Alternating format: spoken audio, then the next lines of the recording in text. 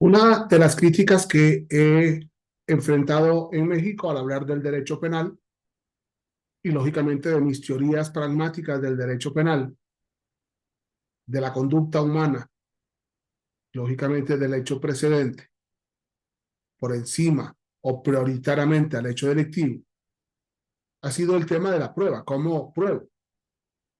Y no lo ignoro porque leo la jurisprudencia viernes a viernes, como los colegiados de circuito que han producido tesis o jurisprudencia y lógicamente la primera sala no han comprendido el derecho penal y al no comprender el derecho penal eh, no logramos dar una respuesta a este tema de la prueba.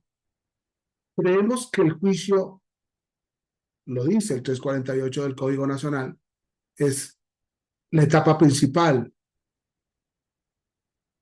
pero no es la etapa principal de la investigación del hecho delictivo, es la etapa principal de las decisiones. Lógicamente, un proceso en etapa evolutivo a más. Y por tanto, lógicamente, si nosotros llegamos a juicio, de hecho, en algún momento analizaremos esta realidad sobre el juicio, porque yo tengo una serie de preguntas: ¿por qué estás en juicio? Y muchas veces uno dice por idiota, porque en juicio no voy a demostrar absolutamente nada, todo estaba demostrado antes. Esto es muy importante entenderlo. Y una de las primeras discusiones que yo tuve al respecto fue el tema del momento de la incorporación de la prueba en el modelo acusatorio. Hice una diapositiva hace mucho tiempo, en el 2008, 2009, sobre este tema, y en esa diapositiva dije lo siguiente, y la traigo a colación ahora para poderla comprender. Dije que el,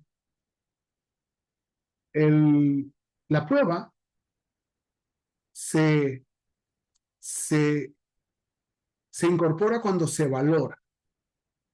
Y para eso hice esa columna en la cual, lógicamente, en la primera columna, que creo que usamos esta columna al ver el lugar de los hechos, tenemos una gestión técnica, técnicas de investigación en la escena del crimen, con la custodia de la misma, el hallazgo de los indicios, el acopio, la identificación, la fijación, la relación de los indicios con el principio de trazabilidad o concatenación, la diferencia entre testigos imputados, la fotografía como forma de fijación del indicio en México, el embalaje, y que termina el traslado.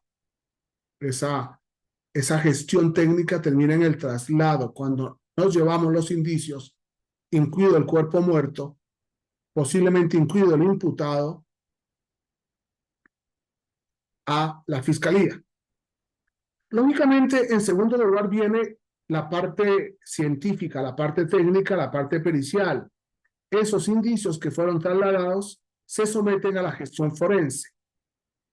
Es decir, se almacenan, se aseguran, se ordenan las pericias correspondientes, siguiendo los procesos o procedimientos igualmente correspondientes, hasta que se incorpora el dictamen médico, el dictamen pericial en la carpeta de investigación, con un conjunto de otros datos o medios o documentos. Pero la gestión procesal se inicia cuando se valora. Y entonces, lógicamente, la prueba se conoce, se cuestiona, se admite, se impugna y se valora en lo que se llama la gestión procesal. Pero debemos llegar a juicio para que se valore. Debemos llegar a juicio para anularla. Debemos llegar a juicio para determinar o predeterminar si es ilegal o legal, ilícita o ilícita. No. Estas columnas tienen una serie de propuestas procesales muy importantes. Pero es muy importante darnos cuenta que igualmente la primera valoración de la prueba se hace en el informe policial. Ahí tenemos. Y por tanto, entonces, ya se incorpora una primera respuesta probatoria en el informe policial. Por eso, cuando la sala primera dijo en algún momento que solamente se puede cuestionar la licitud de la prueba cuando la misma se va a utilizar en juicio, o cuando se utiliza en juicio, o cuando se admite en la etapa intermedia, es falso, porque ya hay un informe policial que valora esa prueba y por tanto se puede anular por la ilicitud o por la ilegalidad, porque está produciendo un efecto en el proceso. Lógicamente, el segundo momento de la incorporación es cuando el Ministerio Público recibe el informe policial, ordena el registro o la carpeta de investigación y, lógicamente, introduce ese informe policial en el cual además se acompaña con otras periciales que igualmente se están incorporando y que van a hacer, lógicamente, el estudio científico del caso por parte del fiscal para ver si hay un hecho delictivo y por tanto hay una valoración de la prueba. En tercer lugar, tenemos la primera valoración jurisdiccional, cuando ante el juez de control se realiza la audiencia de control de la detención, se formula la imputación, se dicta el auto de vinculación a proceso, se solicitan y se ordenan medidas cautelares o se remiten las causas a un mecanismo alternativo de solución de controversias. En esos 4 momentos, que podríamos sumar otros, se está haciendo una valoración de la prueba, porque si no hay prueba, ¿qué se valora?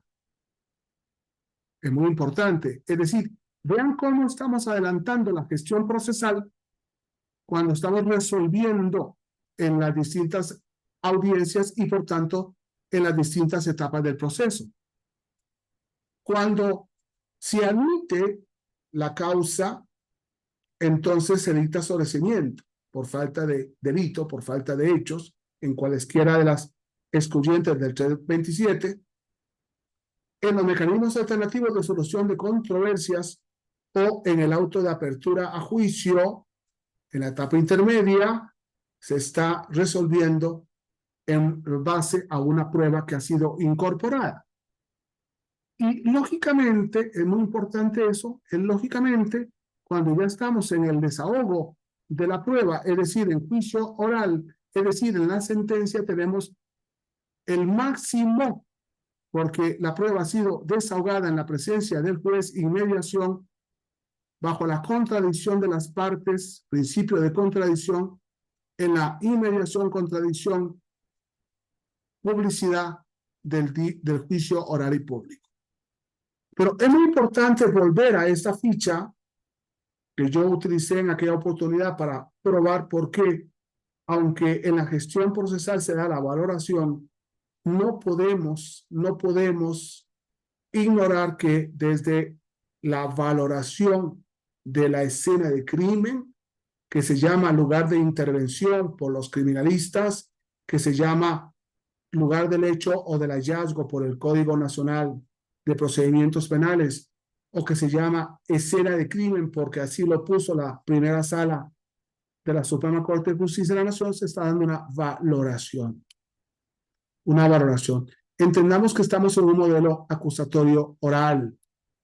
No hacen falta, aunque son muy importantes, los documentos. Por tanto, no hace falta, ¿no?, que haya un informe policial para hablar de valoración. No hace falta que haya una carpeta de investigación para hablar de valoración. No hace falta que haya una audiencia en la que se tomen decisiones para hablar de valoración. No hace falta que la etapa intermedia decida sobre la causa. No hace falta que haya juicio oral para que haya valoración. Se empieza a valorar desde que se detiene a la persona y por tanto se está haciendo una incorporación de la prueba para esa valoración. Me parece que es muy importante entender estas ideas para no hacernos complicaciones. Señores, la violación de los derechos del imputado desde el momento de la detención produce un efecto en la prueba. Desde ese momento. No hay que esperar la etapa intermedia para anular, no hay que esperar la etapa de juicio para anular, no hay que esperar una audiencia ante el juez para anular. Si nosotros queremos llegar a audiencia, pensemos de control de detención o a la de vinculación a proceso o inicial, para analizar si la prueba es legal o ilícita y por tanto si es violatoria de derechos humanos o de procedimientos y anularla o no, me parece que estamos dejando que durante un tiempo largo o corto el Ministerio Público o la policía haga lo que les da la gana y que no pueda haber un juicio sobre la prueba. Es muy importante esto porque lógicamente esa prueba también va a valorar el hecho precedente y si la conducta fue